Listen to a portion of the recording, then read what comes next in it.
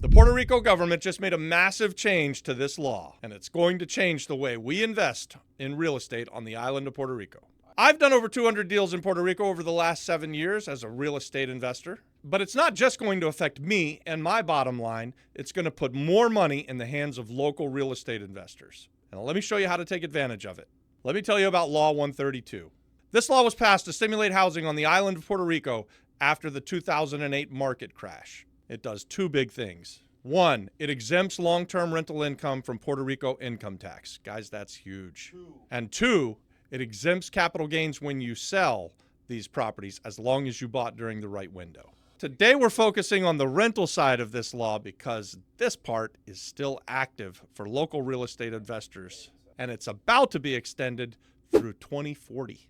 And that means, guys, if you own long-term rental properties where you're providing housing for families and they're going to rent from you for at least 1 year as their primary residence, that rental income is completely non-taxable. And you don't have to pay withholding either, so you get to keep 100% of the rental income, put it in your pocket, live on it, do whatever you want with it. You don't pay taxes on it. What's better than that? Not everybody gets this deal. Who's going to qualify? You have to be either the owner of the property or an authorized long-term lessor of the property. And the lease has to be a long-term lease, which is generally identified as 1 year or more, and it has to be for a primary residence. So Airbnb is out. You don't qualify if you own a property and you're renting it out on Airbnb. You have to pay taxes on that income. And you have to file a Puerto Rico tax return and file the income as exempt. And that's the key, guys. If you don't make this file in your Puerto Rico income tax forms, then the income is going to be treated as ordinary income and you're going to have to pay taxes on it. And if you forget to report it right, the exemption goes away for you. So if you're buying homes or apartments to rent long term, this law is made for you. And here's how you qualify. And guys, it's not hard. Everybody's sitting around waiting for the market to crash. And meanwhile, I'm buying, flipping, and wholesaling every single week. Smart investors don't time the market. They create it. I'm Robbie Krager, the Flip Flop Flipper, and I've done over 3,000 deals from the mainland U.S. to the island of Puerto Rico through every kind of market. And if you've got capital sitting still, you're losing money. The best opportunities are happening right now for those that know how to find them. Most of the info out there online is recycled, and I'm not teaching what used to work. We're showing you what's working now in today's market. Join me November 4th, 5th, and 6th for Freedom Flippers Live. This is an online event, so no travel, no hotel, just 3 days of active investor strategy. We'll cover finding deals, structuring partnerships, creating cash flow, operating your deals profitably, and this happens no matter where the market goes, up, down, or sideways. Click the link, grab your seat, and log in ready to get to work. Stop waiting for the crash. Start cashing in now. Step 1, buy a long-term rental property in Puerto Rico. And this can be a single-family home, a condominium, or a small multifamily property, as long as you're not renting it out for short-term rental purposes. In other words, you're renting it out long-term to families who are going to live in it and call it their primary residence. So it's not for commercial, and it's not for Airbnb.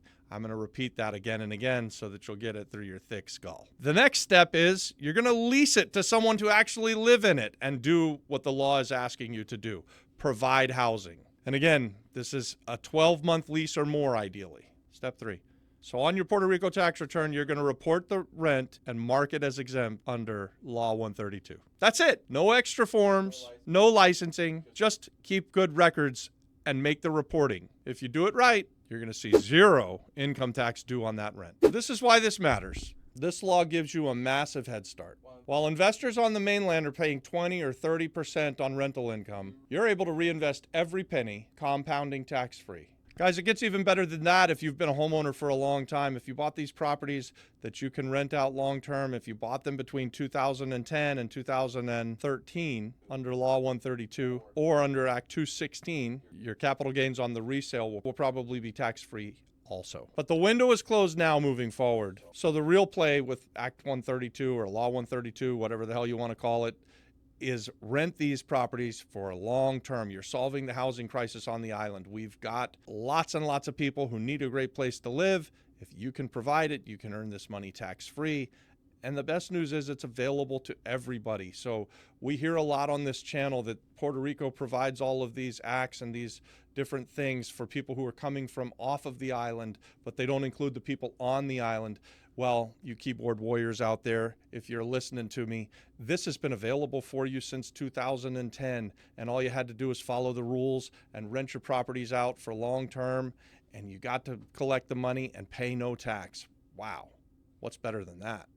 If you're serious about using laws like this to grow your wealth through real estate, join our community, the Flip Flop Flipper Apex community. This is where we connect investors, we share deals, we educate, we network together, and we do deals together. Drop a comment that says yes if you want the link, or look for it in the description. Either way, I'll see you over there.